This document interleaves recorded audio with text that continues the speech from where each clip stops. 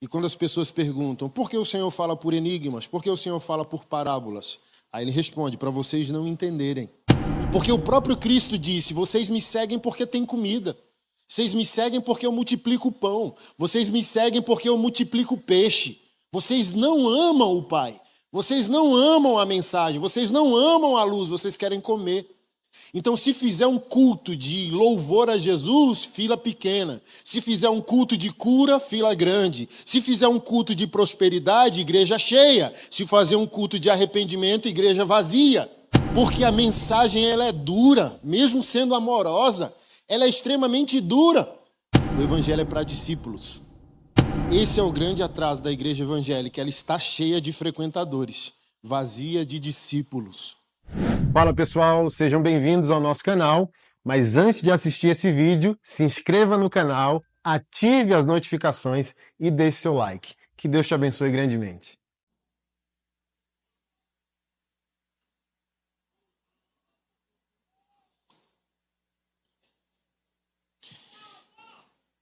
Evangelho de Mateus, capítulo 5, a partir do verso 1.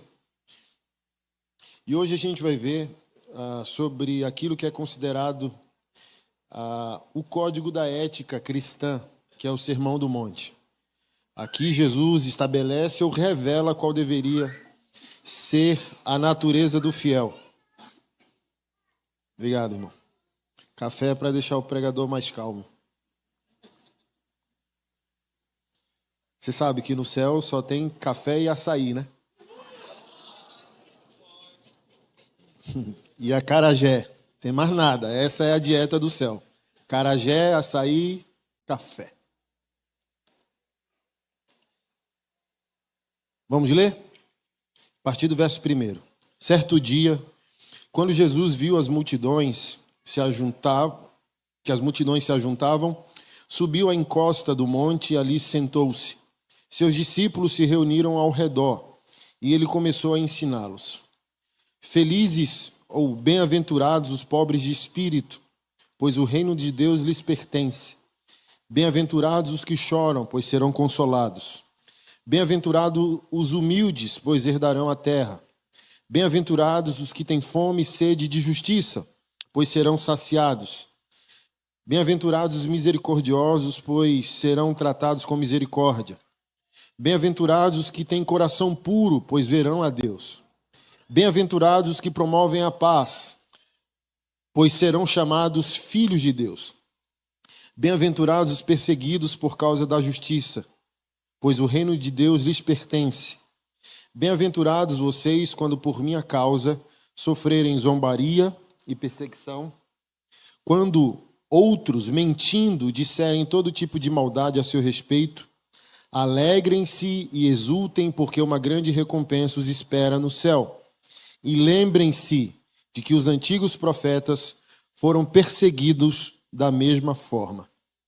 Não me deixem esquecer de voltar aqui no verso 13, para concluir o sermão. Não esqueçam, tá?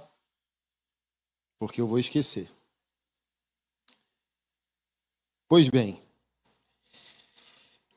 o evangelho, os 4 evangelhos, alguns consideram 5, né? Como se Atos dos Apóstolos fosse o 5º evangelho. Revelam uma coisa totalmente enigmática, que é Jesus dificultando o acesso. Fala por parábolas, fala por enigmas. E quando as pessoas perguntam, por que o Senhor fala por enigmas? Por que o Senhor fala por parábolas? Aí ele responde, para vocês não entenderem.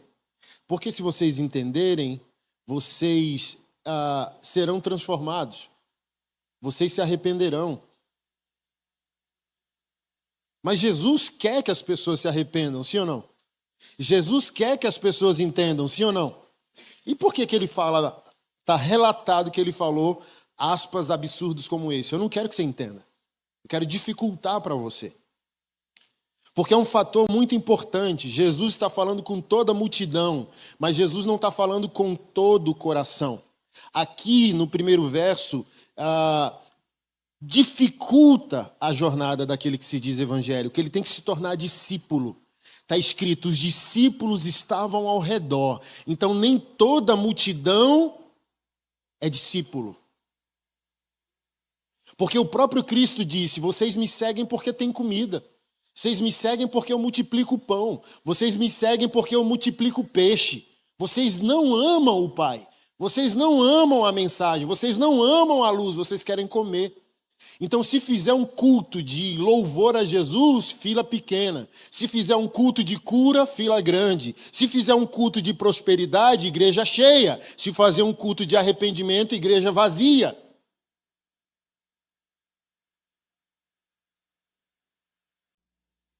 Porque a mensagem ela é dura, mesmo sendo amorosa, ela é extremamente dura. O jovem rico é o exemplo disso, é duro. Esse dedinho de Jesus é duro, siga-me. É duro. As pessoas estão reinventando Jesus hoje na pós-modernidade porque as pessoas não querem morrer para viver, elas querem continuar fingindo que estão vivendo, mesmo estando mortas em Adão. Então elas querem um Deus customizado, um Deus romântico, um Deus ursinho carinhoso, um Deus que não incomode as trevas, um Deus que não tenha uma pauta que me leve ao arrependimento. Está todo mundo, políticos, filósofos, pensadores, ativistas, ideológicos, querendo ensinar à igreja o que é fé. Tem uma deputada deputado federal aqui de São Paulo, que foi ali no plenário, no palanque, dizer: esse povo de Jesus é preconceituoso e não foi isso que Jesus ensinou. Qual é o ponto central, querida? Se você entendesse mesmo o que Jesus ensinou, você não estava vivendo como uma pessoa trans. Com todo respeito, que não quero ofender ninguém.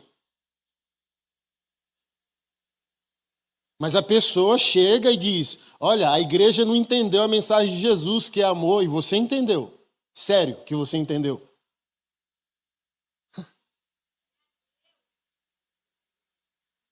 Mas pergunta se quer o Jesus completo. Quer um meme de Jesus, quer um versículo, como se a Bíblia fosse feita de um versículo. E eu sempre peço para essas pessoas que se acham mais ungidas que os evangélicos, que a sociedade está cheia hoje de pessoas ungidas, que você não pode falar absolutamente nada sobre elas, que dá processo, dá cadeia, dá um monte de coisa. Jesus amou. Aí eu falo bem assim, vamos lá no versículo mais conhecido da Bíblia. João, Evangelho de João, capítulo 3, verso 16. O que está escrito lá, igreja?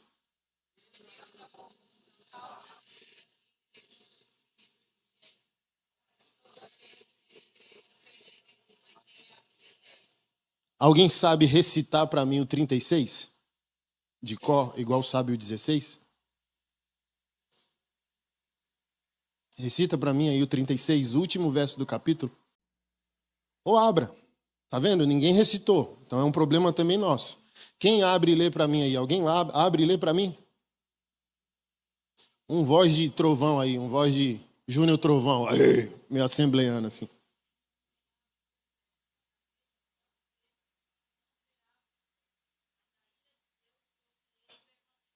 E você falou ira? Não é amor, não? Compaixão, misericórdia, altruísmo, empatia, não julgueis. É o quê? Ira. Sério, ira? Todas as versões, ira. Como pode? Mas o Deus de vocês não é amor? Hã? Olha, o mesmo capítulo, o mesmo autor que não sofre de bipolaridade. O 16, ele diz que Deus ama de tal maneira. E o 36, ele diz: se você não tem o Filho, não terá a vida eterna. Quem não respeitar ou se entregar ao Filho, sobre ele permanece a ira de Deus. Ou seja, o Evangelho não é uma pregação de meme reducionista de amor, é uma mensagem exclusiva que diz ao mundo que Deus é santo e nós não.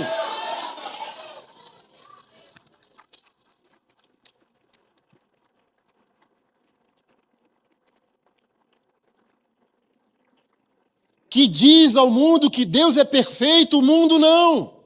Deus é perfeito, o homem não. Que estamos em pecado desde a concepção da nossa mãe no ventre. Que não há um bom, que não há um funcional entre nós. Pecamos diferentes, mas todos nós precisamos nos render à cruz do Calvário em arrependimento, novo nascimento e fruto digno dessa metanoia. Então, quem aqui, ou quem lá na sociedade reduziu o evangelho a amor, o que a gente faz com esse verso? Customiza a nossa Bíblia, pega uma tesoura e tira ela? Porque se a pessoa que prega amor, como essa deputada que eu citei, entendesse o evangelho, ela não recortaria esse verso.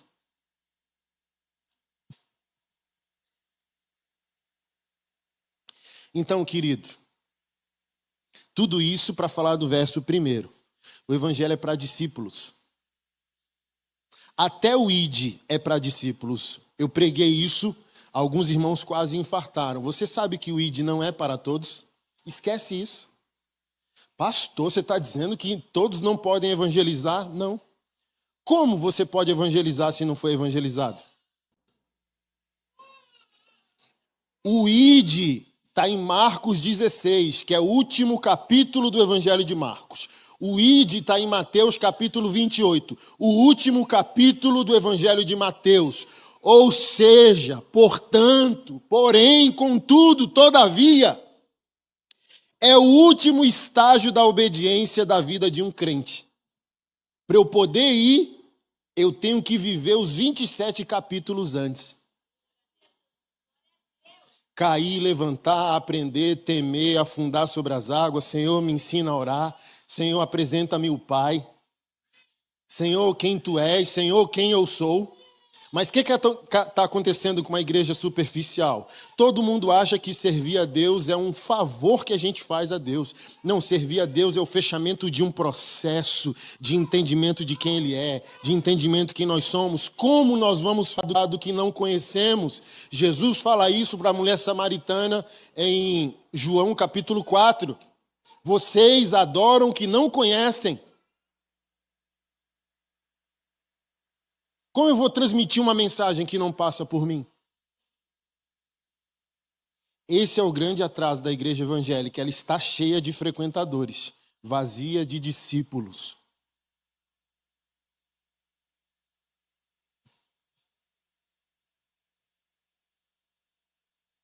Olha como Jesus era extremamente inteligente. Nós temos que aprender com ele. Multidão, 70 a 72 evangelistas, 12 apóstolos, 3 apóstolos maduros, 1 a 2 amigos. Ele vai fechando a esfera. Porque a incredulidade vem pelo ouvir também. A gente não tem que andar com todo mundo.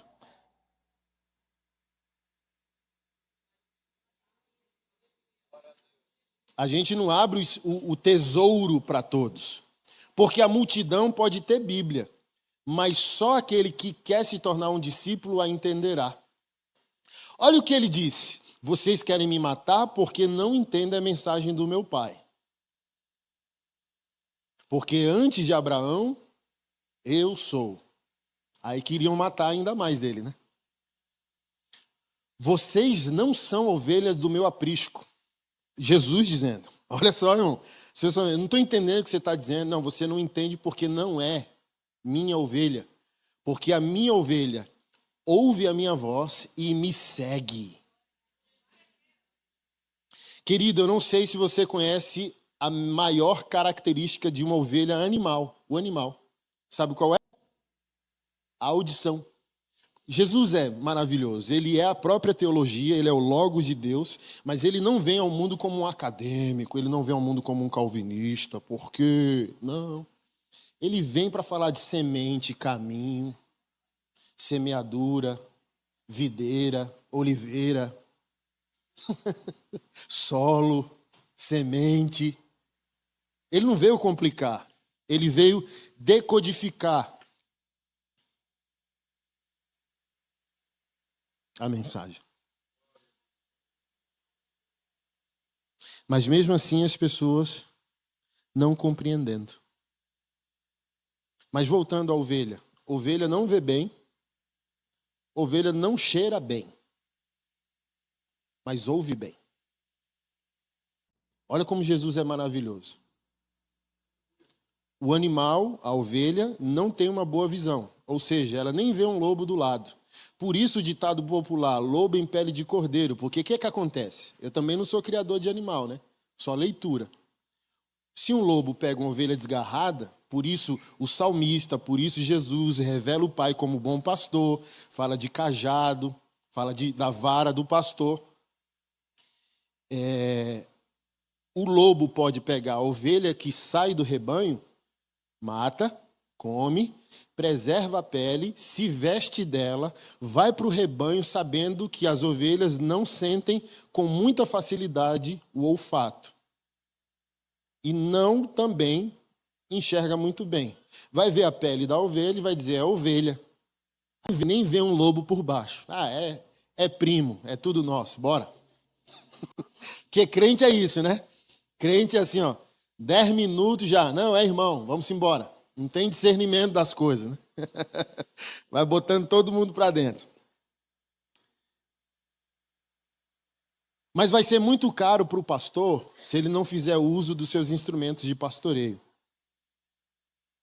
O cajado, ele tem como é aquelas coisas que mafioso gosta de usar, ou velhinho também? Muleta.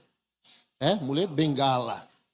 É semelhante a uma bengala curva aqui no punho, porque ele encaixa perfeitamente no pescoço da ovelha, se ela se desgarra, para trazer para perto.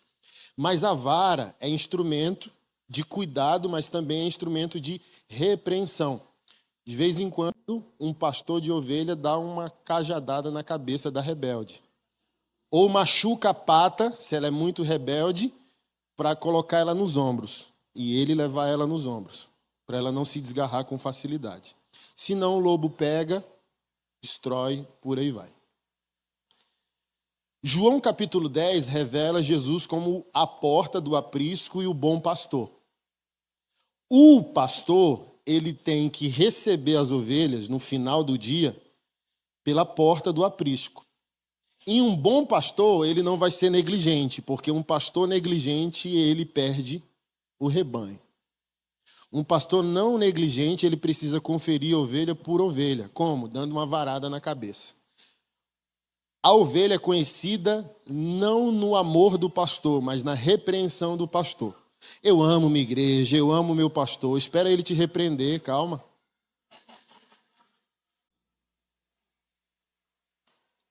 Porque enquanto não repreendeu, você ama. Aleluia. Não, deixa ele confrontar seu pecado, deixa ele chegar junto de você, do seu casamento, da sua contribuição, deixa ele incomodar seus pecados. Aí eu quero ver. Porque vai lá, as ovelhas, uma por uma. Aí o pastor, pá, bé, entra. Pá, bé, bé, bé. Mas lobo não consegue fingir sua natureza por muito tempo. Quando um lobo leva uma varada na cabeça, ele não consegue dizer bé. Ele ataca.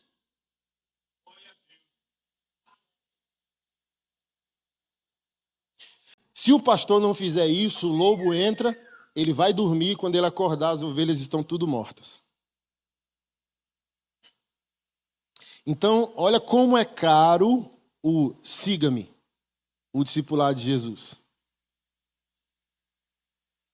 E é tão linda essa questão do pastor com a ovelha, que Jesus fala, ela conhece a minha voz, que o pastor da ovelha animal, a voz dele não é confundida na audição do animal.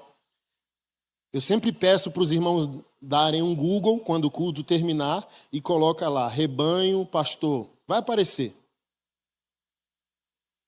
Todo pastor de ovelha, todo pastor do animal, ovelha, ele tem um comando. Comando de ajuntamento, o comando para caminhar, o comando para parar. Ei! Aí elas entendem para juntar. Ei, ei! Entendem para começar a caminhar. Ei, ei, ei, ei! É a hora de voltar. Aí enfileiram para entrar pela porta do aprisco. É tão lindo que se você tentar imitar os mesmos comandos do pastor, não funciona, a ovelha não vai obedecer. Porque ela não está obedecendo só o comando, ela se adaptou de maneira auditiva somente à voz do pastor dela, ela não ouve outro. Só ouve aquele.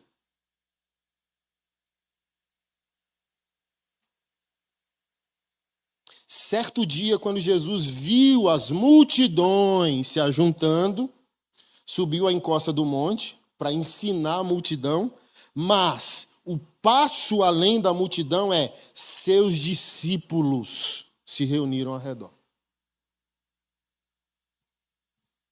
Então a gente só vai entender o evangelho quando a gente decidir sair da multidão para o discipulado.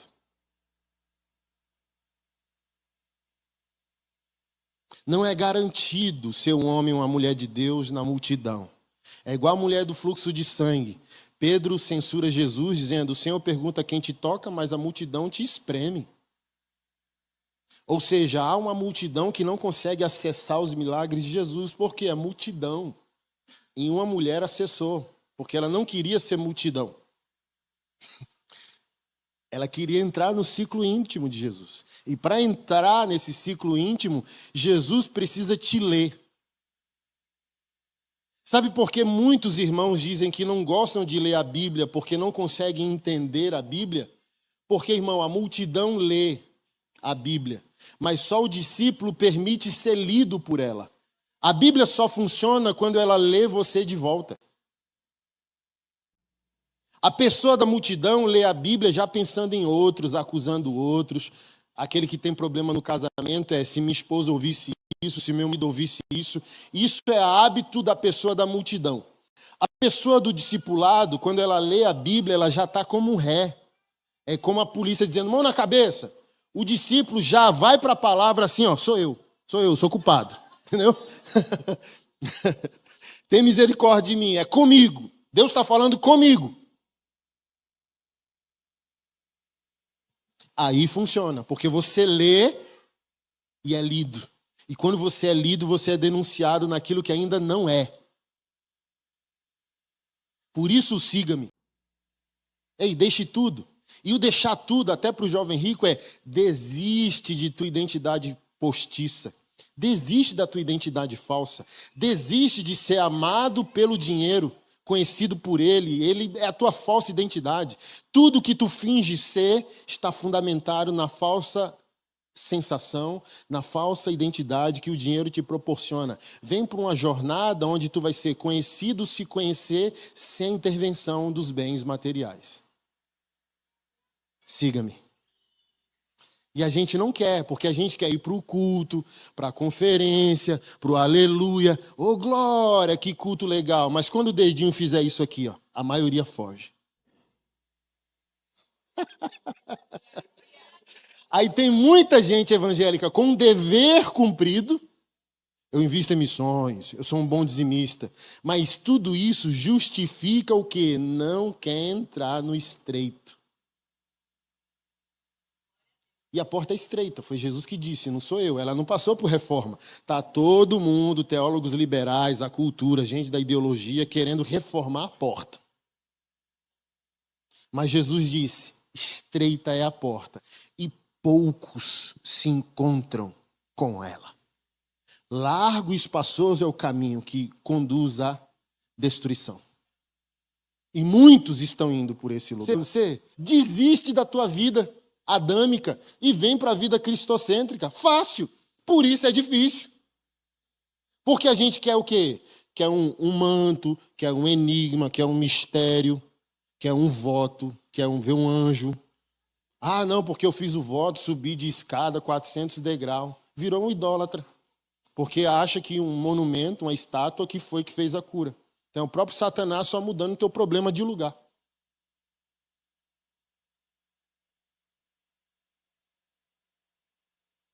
É caro. Desistir de si mesmo. Aquele que quiser vir após mim, Jesus Cristo disse, negue-se a si mesmo. Toma a sua cruz. Siga-me. A cruz, querido, não é a esposa, tá? Nem o marido, A cruz é você mesmo, nos seus projetos individuais de vida. Tudo aquilo que você projeta, você pode projetar. Então, eu não posso projetar, pastor? Eu não posso sonhar? Deve. Porém, todos os sonhos e projetos têm que estar rendidos ao plano e ao projeto de Deus. Para no final você falar, se Deus quiser, isso ou aquilo acontecerá. Eu sonho e apresento. Se conectar com dele, tudo bem. Por quê? É perigoso demais crescer num plano autônomo. Tem juízos de Deus que nos fazem crescer. Sabia disso? Às vezes Deus está nos julgando tanto no crescimento. Eu vejo muito isso em pastores desviados. As pessoas olham assim, ó, como esse cara pode estar desviado se a igreja é grande, se a igreja é cheia? Não, é aí que está o juízo de Deus, assim, ó, cresça. Você está tão longe de mim que eu quero que você cresça. Olha Judas Iscariotes, cresceu, foi apóstolo, moço. Cresceu, foi tesoureiro do ministério de Jesus. Olha o tombo que esse cara vai levar da vida eterna. Não quis se arrepender no térreo, vai ter que cair do 10º andar. Porque não quis se tornar um discípulo. Aí parece que o Satanás fica com mais ódio dessa pessoa que se aproximou e não entrou. Aí Satanás quer destruir para essa pessoa não ficar flertando com a possibilidade de se tornar um discípulo.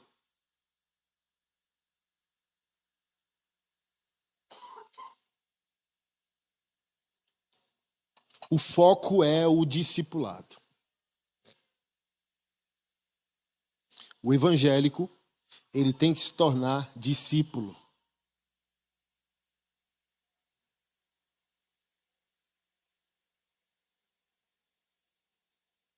E ser discípulo é seguir todo o conselho de Jesus. Por exemplo,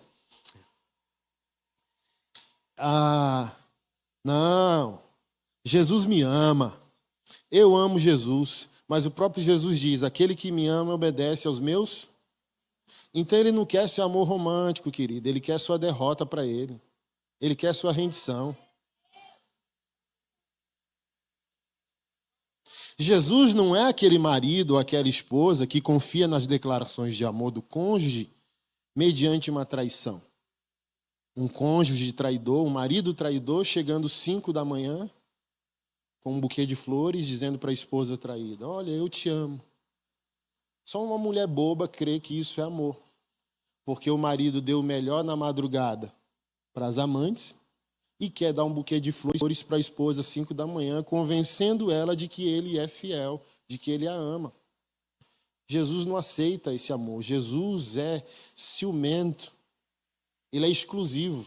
Está todo mundo hoje querendo pregar uma mensagem inclusiva, mas o céu é exclusivo. Jesus é exclusivo, o evangelho é exclusivo. Ou ele tem tudo ou ele não tem nada. E se a gente ficar nessa metade Raimundo, sabe? Pé na igreja, pé no mundo, meio crente, crente pela metade. Nem Deus quer, nem o diabo. Aí você fica um Peter Pan, perdido na terra do nunca. Nunca amadurece, nunca consegue. Por quê? Não consegue pecar bem e não consegue santificar bem. Aí fica o Espírito Santo dizendo, quando que você vai vir? E o diabo, quando que você vai vir?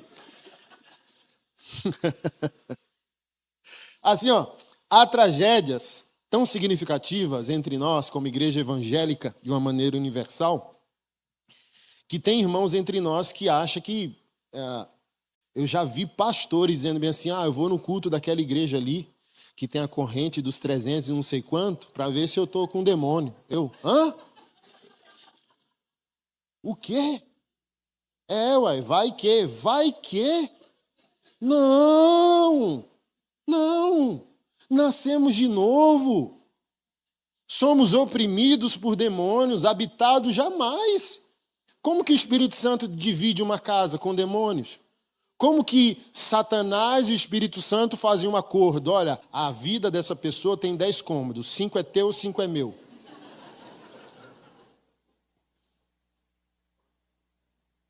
Misericórdia. E pastora chegou para mim, misericórdia, pastora. Quer passar num portal de sal para ver se endemonia? Que é isso? Estou casado, 17 anos, e não, vou fazer um teste ali para ver se eu sou fiel. Não. Ou eu sei que sou, ou não. Por exemplo, a Bíblia está recheada o apóstolo Paulo diz, sabemos. O apóstolo João diz, sabemos que passamos da morte para a vida. Sabemos, a gente não é pousada do Espírito Santo, a gente é morada do Espírito Santo. Nos tornamos, somos habitados.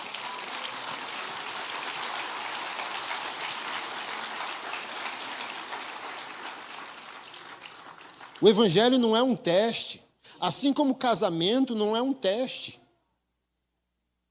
É uma entrega, mútua entrega, é uma aliança. Quando eu estou falando para casais, as pessoas se chocam com o que eu falo, sabe? Eu quero divorciar, eu acho que não amo mais. E quem disse que casamento precisa de amor? Amor é coisa de adolescente, coisa de adulto é aliança. E a aliança administra as crises temporárias por causa de um propósito maior, de um propósito duradouro. A aliança renova amor, a aliança renova paixão, a aliança renova tesão, a aliança renova amizade. É só uma questão de tempo. É assim, alguém que entende aliança. Eu vou dormir no sofá enquanto a crise não se resolve, mas eu não saio. Isso é uma aliança. As pessoas falam, não, o amor acabou. Como assim o amor acabou? Se a gente é crente, 1 Coríntios capítulo 3, o amor jamais acaba. Tudo suporta, tudo crê, tudo espera. Então vamos esperar, vamos dormir no sofá, 1 hora resolve. Entende? Nossas irmãs, que às vezes não facilita a nossa vida como homens, sabe? Sai daqui! Aí o marido sai. Aí a cara desse tamanho. Por que você saiu? Porque você mandou. Mas eu queria que você ficasse. Fica aqui. Aí daqui a pouco chuta o marido. Mas você não mandou eu ficar, mas eu queria que você saísse. Aí o que a gente tem que fazer? Entender o que é aliança, sabe? O amor cristão não é algo volátil. Porque a gente está apaixonado porque devolve a varoa para o pai dela. Entendeu? Aqui. Mas quando você tem que levar a varoa e o varão agora para a tua casa, você fala, agora complicou. Entendeu? Agora você vai descobrir se toma banho, joga a toalha em cima da cama, molhada. Se um quer apertar o creme dental no fim, o outro aperta no meio. Se range o dente, se ronca.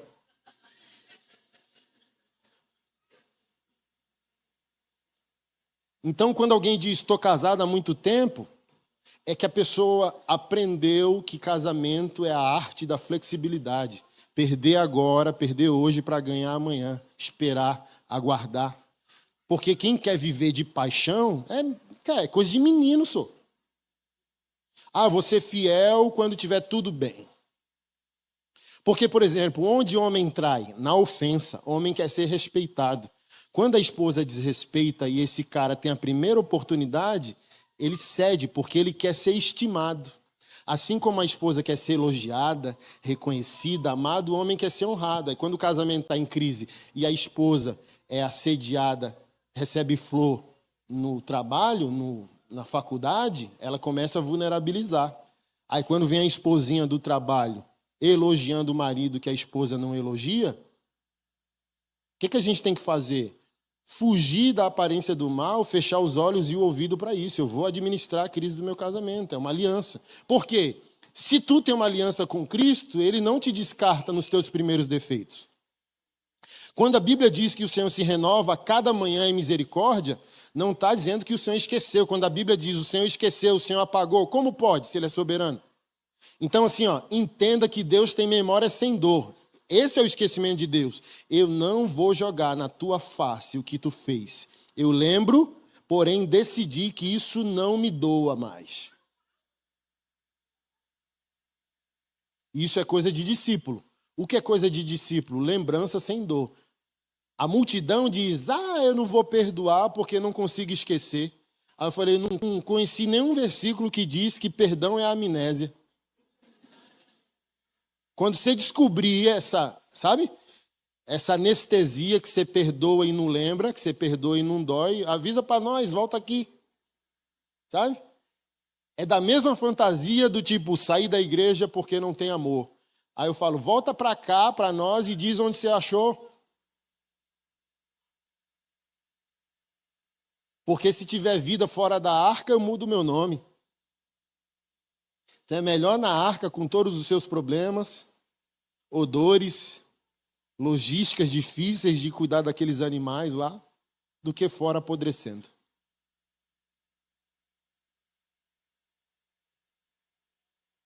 A igreja está carente de discípulos. Porque os discípulos vivem de continuidade. Os discípulos esperam 27 versículos para poder viver o apogeu da sua jornada. Está todo mundo querendo pular para o 28. Está todo mundo querendo ser o homem de Deus, a mulher de Deus, ter o casamento estético do Instagram, sabe? A família perfeita do Instagram. Toda perfeição é resultado de um processo. Todo verdadeiro ministério é resultado de um processo. Portanto, de discipulado.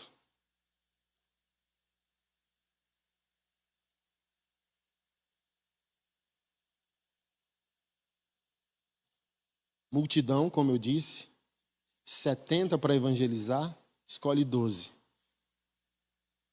Um é traidor entre os 12. Nem todo, olha só, são 12 homens eleitos por atributos morais e espirituais. Sua história de vida, ok? Mas ele reconhece, em outras palavras, que só 3 são maduros. João, Pedro e Tiago.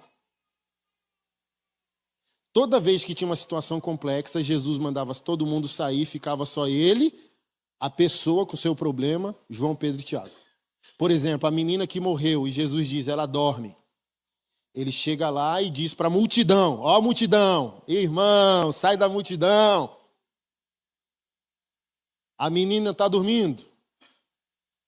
Você é louco. Aí Jesus já fala, ó, fé vem pelo ouvir, incredulidade também. Então, a fé vem pelo ouvir da palavra, nossa fé, e a incredulidade vem de ouvir o oposto da palavra. Então, para acontecer o milagre, a gente precisa andar com gente certa que fala corretamente aquilo que Deus está falando. Para fazer o quê? Gerar fé. A gente é resultado dos nossos intercâmbios. Não tem intercâmbio neutro. Você vai se tornar igual às pessoas que você anda. Tem um vídeo que eu salvei e vou postar no meu Instagram. Pois segue lá, Pastor Anderson Silva, _org2. O cara com um cachorro, labrador, 5 labrador. Aí ele pega a bolinha e a legenda é, você se torna igual às pessoas que você anda. Aí ele joga a bolinha. Quando ele joga a bolinha, vai os 5 labrador e chuta. Quem é o 6º animal correndo igual cachorro? Uma ovelha. Assim, ó, os labrador correndo e a ovelha correndo igual cachorro.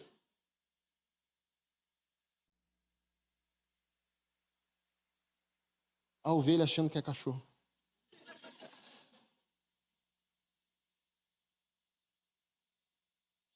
Eu preguei sobre isso, algumas pessoas se ofenderam. A multidão é como codorna. E nenhum problema ser codorna. Eu sou nordestino, criava codorna lá. Pensa num trem bom, só. É criar codorna. Fede pra caramba. Todo dia tem muito excremento fecal para você limpar. Mas pensa no tanto de ovo, todo dia. Cada codorna minha lá, 10 ovos por dia. Aleluia. É lucrativo, é funcional. Nenhum problema ser codorna. Mas codorna não tem visão. A codorna é a pessoa da multidão. Uma pessoa boa, até fecunda e possivelmente salva. Porque a salvação não é por obras, é por fé. Ok? O discípulo é uma águia. Tenta colocar a codorna no lugar da águia, problema. Tenta colocar a águia no lugar da codorna, problema.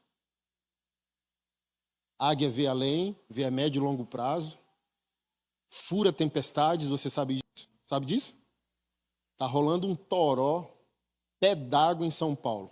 Se tiver uma águia abaixo da chuva, abaixo da nuvem, ela tem capacidade, força para furar a nuvem e a tempestade até sair em cima da nuvem onde não está chovendo. Ela não poupa o treinamento dos filhos. Quando ela percebe que seus filhos já estão prontos para voar, ela empurra os filhos do despenhadeiro para treinarem as asas e começarem a voar. Esse é o discípulo. Jesus está contando que essa pessoa quer ir além, quer se aprofundar, quer mais.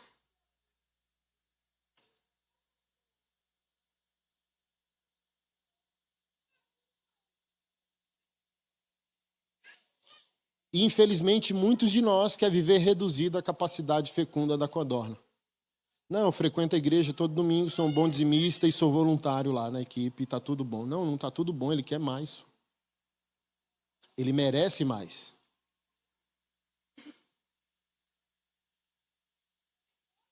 E voltando aos 3. Você está louco, dizendo que a menina está dormindo, a menina morreu. Aí Jesus diz, saiam todos da casa e de perto de mim. Falou para o pai, olhe para mim, olhe o que está escrito lá, olhe para mim, creia somente. Aqui, ó, não ouve, porque a voz errada gera incredulidade, não ouve, olha para mim, olha o que eu estou dizendo, a tua filha está dormindo.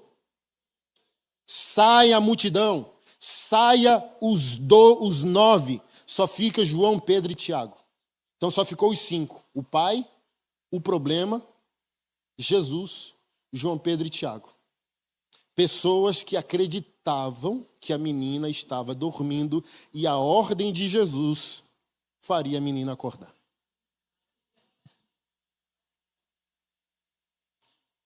Porque para a multidão a menina está morta.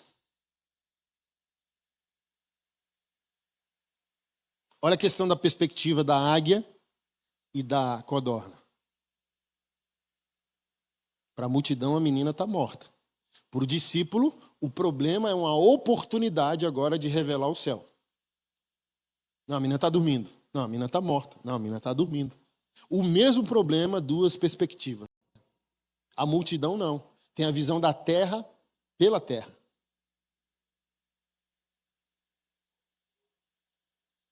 Então, a multidão tem 9 problemas para uma solução. Você conhece as pessoas? Você fala, olha, uau! Aí a pessoa, uma multidão de problemas. E o discípulo, ele é realista, porém ele é entusiasta, porque ele está vendo primeiro o céu. Por isso ele promove progresso na terra. Porque primeiro ele está vendo o céu, ele é reagente ao céu, ele não é reagente ao problema.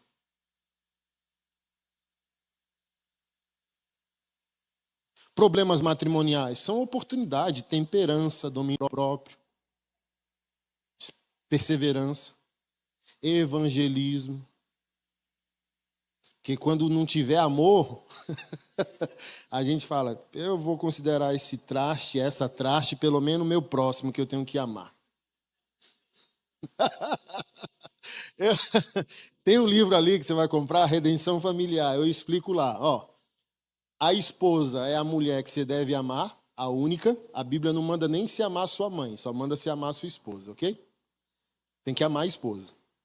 Falhou. A Bíblia manda você evangelizar e amar o próximo. A esposa é a próxima mais próxima. Dorme contigo. Não consegui. Ela está tão endemoniada que eu não estou nem conseguindo amar ela. Graças a Deus que a Bíblia diz que a gente tem que amar os inimigos. E o inimigo mais próximo de você está fazendo sua comida. Já viu esposa nervosa com a faca ali cortando legume? Tá, tá, tá, tá, tá, tá. Aí você fala, meu Deus, ela queria que fosse minha mão ali, né? Para eu não falar outra coisa que tem menores no ambiente.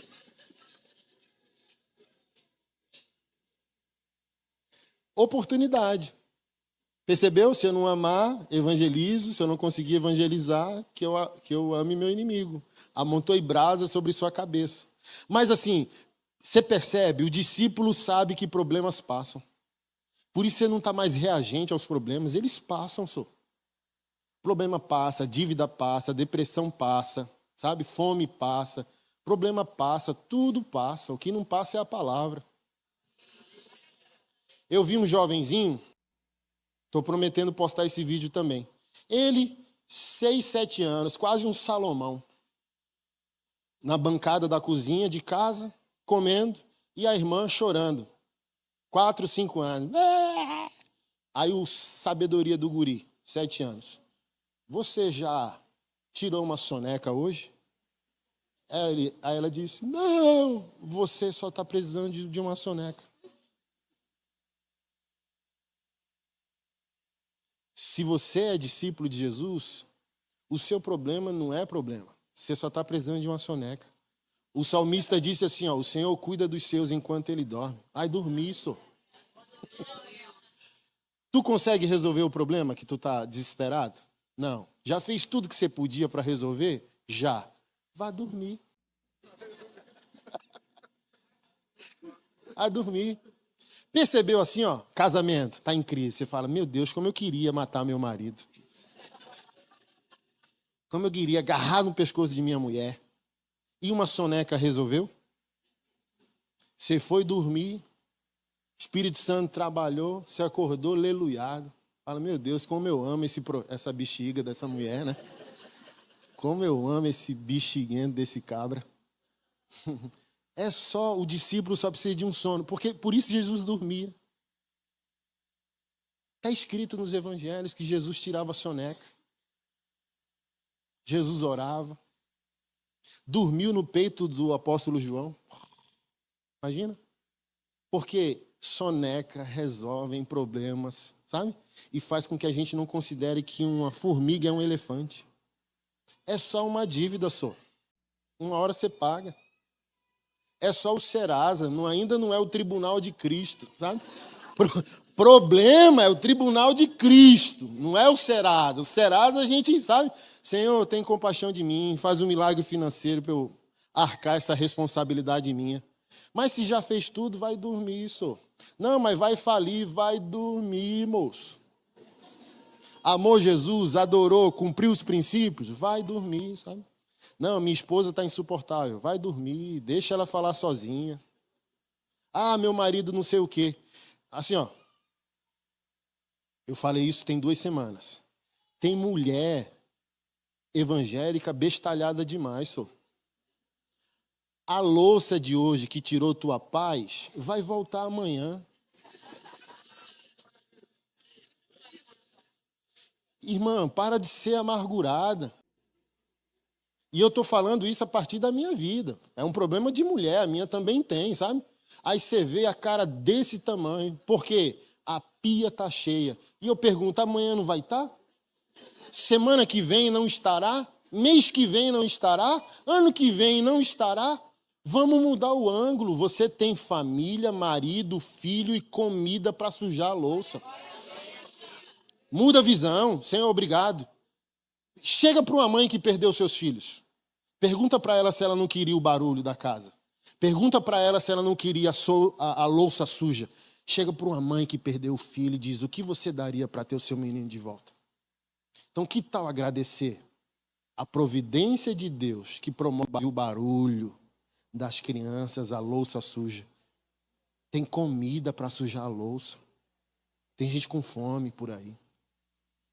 Tá vendo? O mesmo problema, sabe? Aí o marido no sofá já irrita essa mulher, sabe?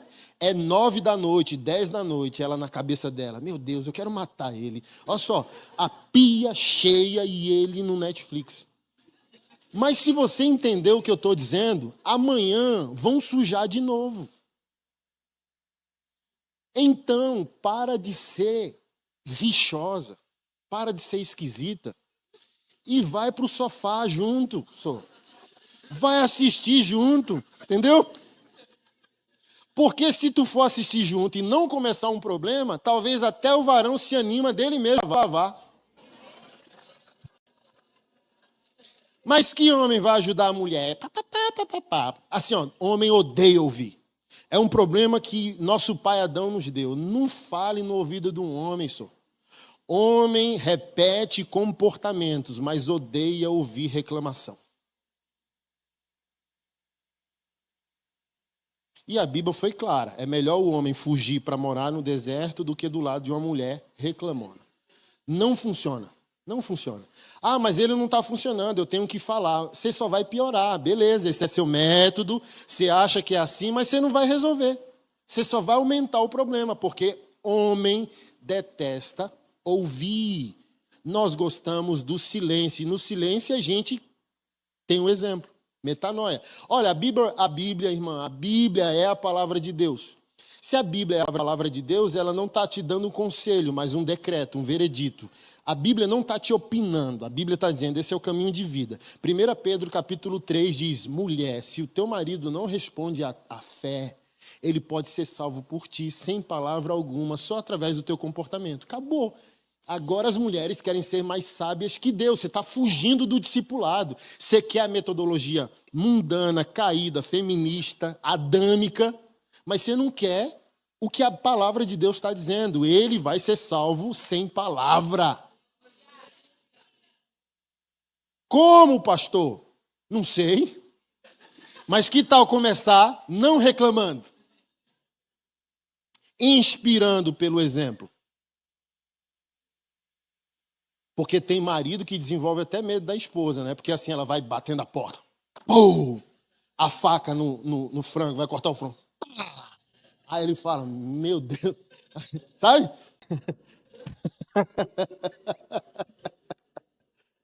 A fralda do menino.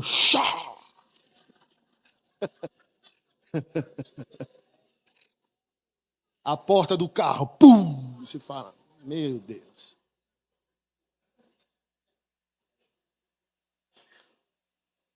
E isso tem tudo a ver com o discipulado, irmã. Tá pulando, sabe? Que é Mateus 28 sem os 27 capítulos. E nos 27 a gente aprende a falar no tempo certo, a ouvir, a reagir, a inspirar o outro. Porque, por exemplo, agora eu encerro. Nem preguei o Sermão do Monte, fica para a noite. Muda o tema, irmão. O discipulado. Ai, meu Deus, o que eu ia dizer? O que eu estava dizendo? Versículo 13? De quê? Hã? Ai, meu Deus, era importante. Hã? Silêncio da mulher? Esqueci. Se eu lembrar, eu falo à noite. Para quem vier. Quem não vier, assiste.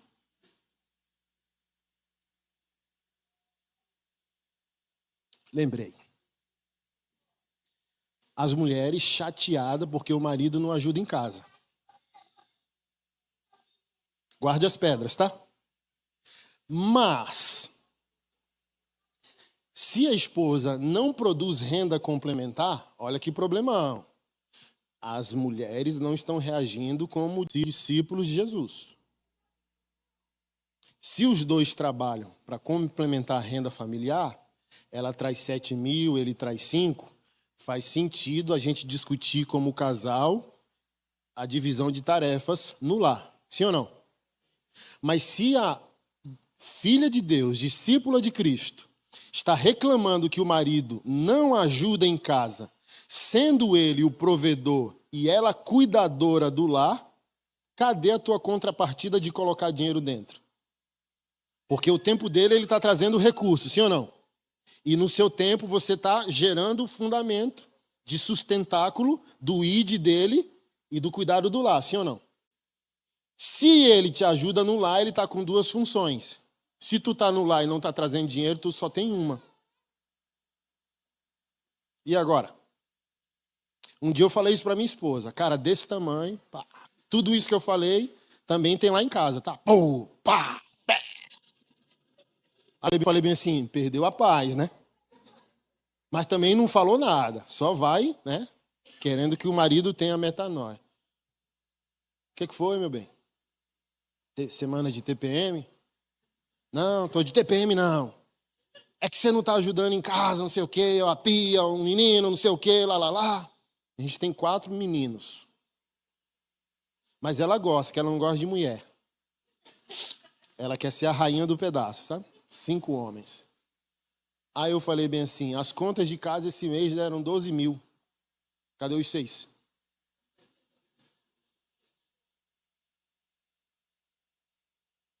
Aí ela saiu mais braba ainda. Não, volta aqui. Volta aqui. Se reclamar para eu resolver aquela pilha de louça, você tem que me ajudar a resolver o problema. Então me dá 6 mil que eu lavo a pilha de louça.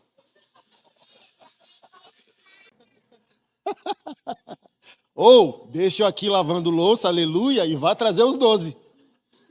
Não tem nenhum problema. Eu fico. Cuido dos 4, cuido da louça, cuido dos cachorros. Já são 5 lá em casa. Eu quero 6, mas se ela falou se eu trouxer o 6º cachorro, ela sai de casa. E agora, varoas? Percebe? Que a gente está raciocinando com a mente do mundo e não com a mente bíblica. Estou aqui dando exemplos práticos da disfuncionalidade, porque depois a gente vem para o gabinete pastoral. Ah, meu casamento, meu marido, minha mulher, e aqui eu estou dando vários exemplos do caminho de um discípulo. O discípulo resolve seus problemas com a mentalidade bíblica, e não com a mentalidade do mundo, e não com a mentalidade ideológica.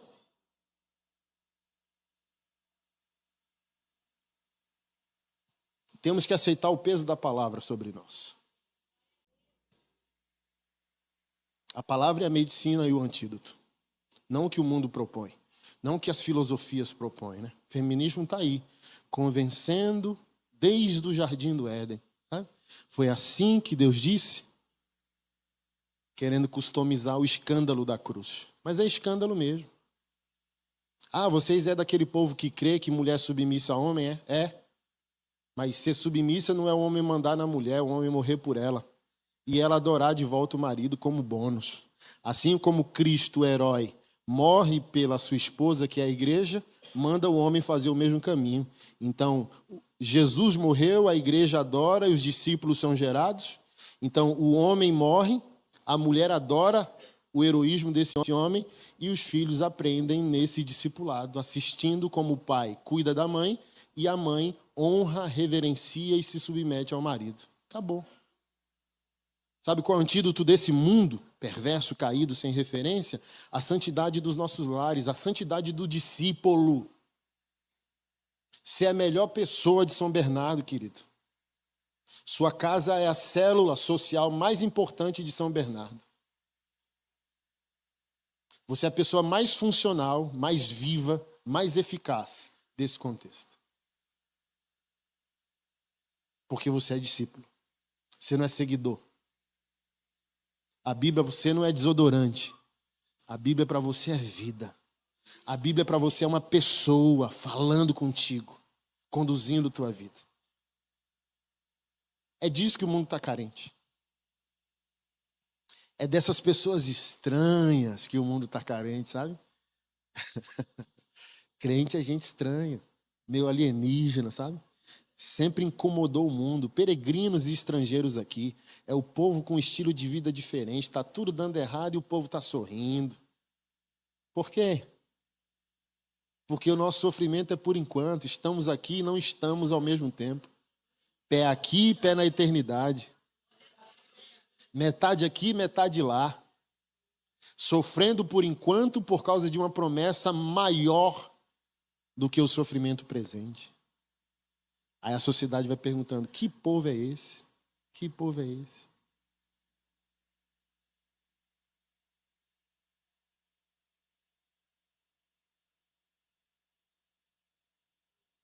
Até o ponto que a gente gera nessa sociedade a sede de querer encontrar vida na casa do pão.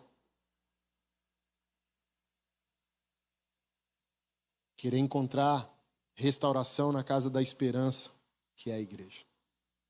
Amém? Fica de pé, vamos orar.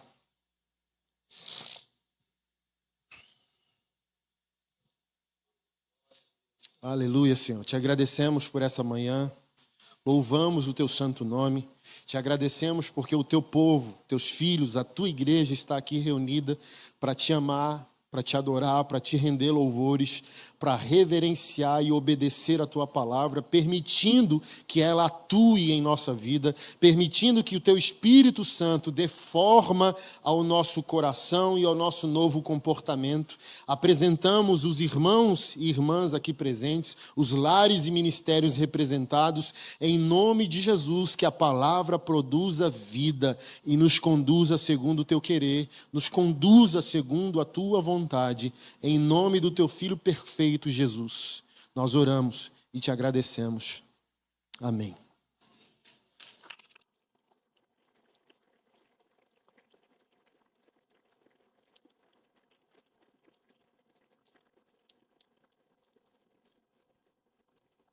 (18 horas, né? 18 horas a gente está de volta e eu vou tentar ir para o versículo 2, tá? Então, eu não sei se quem vem de manhã vem à noite, mas se não vier, compartilha e acompanha no canal da igreja aí para o máximo de pessoas que você puder. Dá só uma sentadinha para você assistir um vídeo daquilo que nós estamos fazendo em Brasília e ainda teremos ministração da ceia do Senhor. O vídeo que você vai ver, ele é antigo, mas ele explica... Dá só uma pausa aí rapidinho. Ele explica um pouco do nosso contexto em Brasília.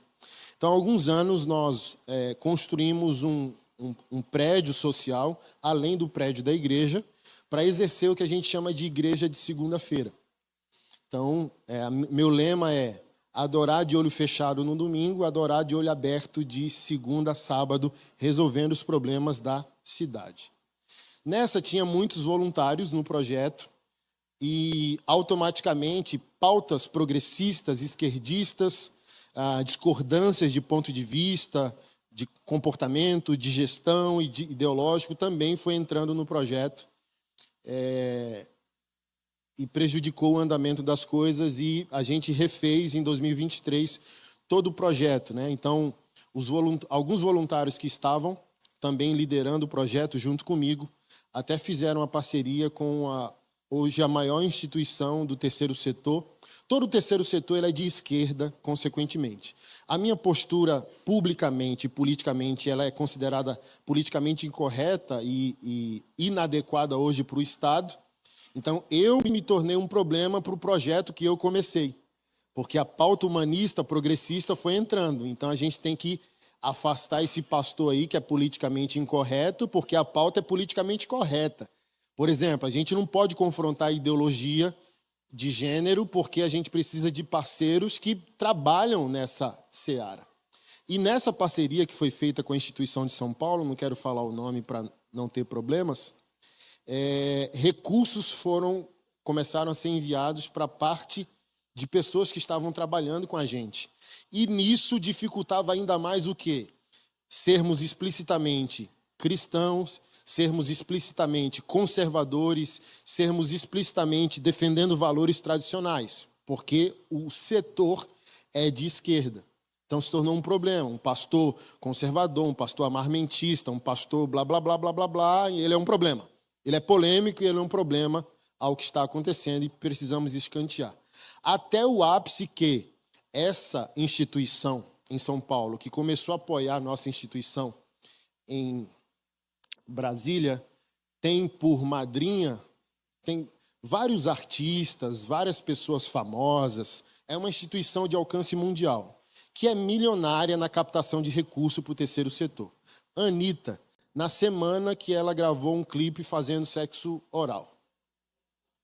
Aí foi o ápice para mim, eu já estava insatisfeito, nada estava funcionando, as pessoas discordando de mim, eu discordando das pessoas, e a gente teve que reunir dizendo, não é o ápice, a gente precisa romper aqui, cada um para o seu lado, é todo mundo adulto, mas isso aqui, minha esposa que me acordou, né? Isso aqui, Anderson, porque eu estava pronto de entregar, sabe? Não, vocês fazem um bom trabalho, pode cuidar disso aí.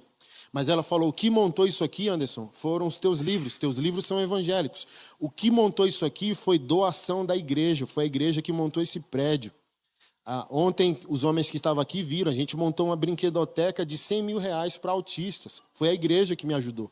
Foi o corpo de Cristo, não foi ideologia, não foi Anitta, não foi Pablo Vittar, não foi ninguém de esquerda, foi a igreja. E minha esposa falou, você não pode desistir. É a igreja, isso aqui. É a igreja, é em nome da igreja que nós estamos aqui. Porque senão, que mensagem a gente está mandando? Que os progressistas são melhores em direitos humanos que o povo de Deus? Não, você não deve entregar. Você tem que ir lá e rachar isso aí e cada um para o seu lado. Porque a gente estava atendendo 300 crianças. Como que eu estou atendendo 300 crianças para falar de valor moral, para falar de família, para falar, sabe? E como eu explico, Anitta? Como eu explico uma pessoa que destrói a moralidade do país? Como eu explico que quem coloca o dinheiro, e é aqui que a igreja está atrasada, a Anitta coloca milhões numa agenda destruidora. E a igreja é mais lenta, porque ela não se apoia.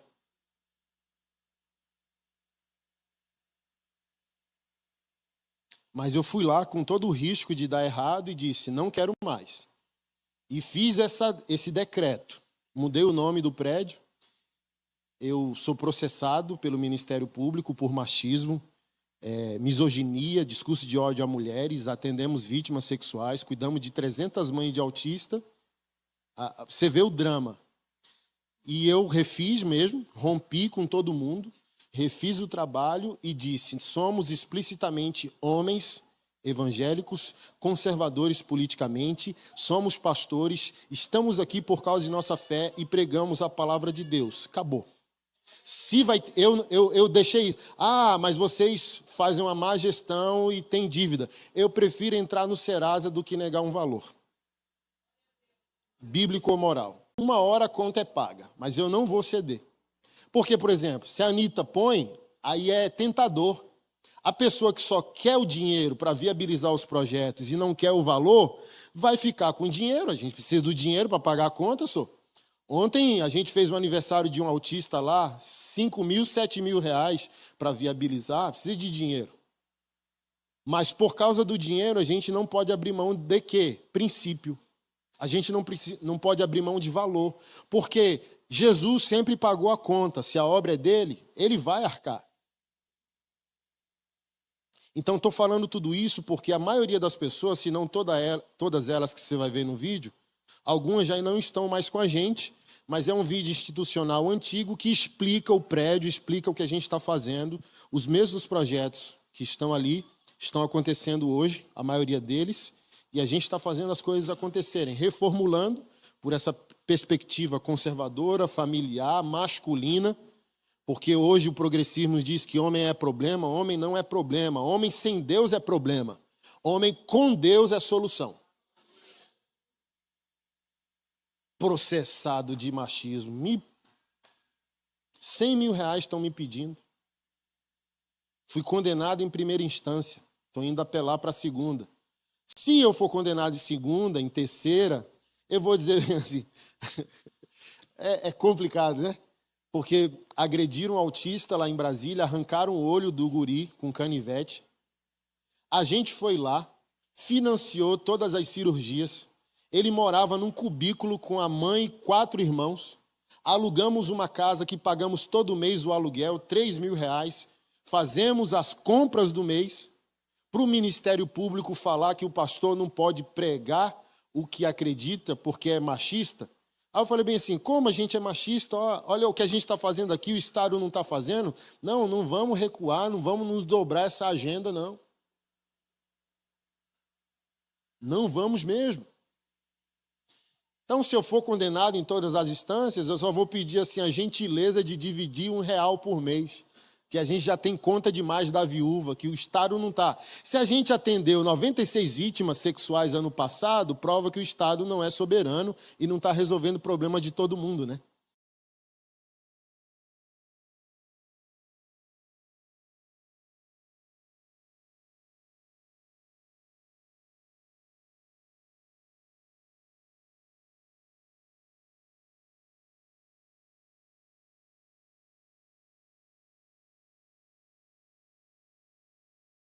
Ana, Sexta, com.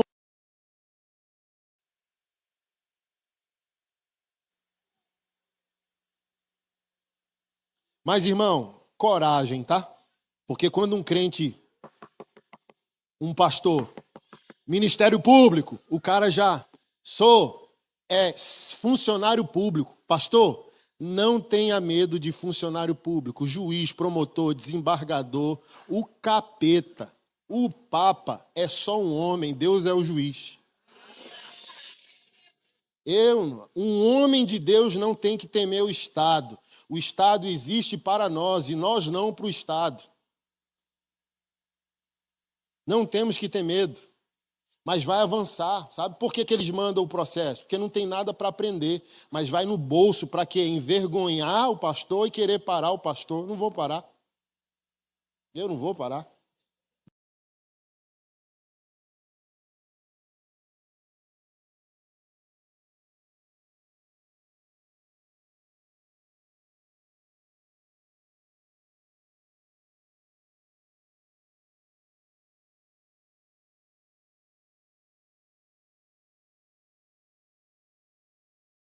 Sociedade, ideologia,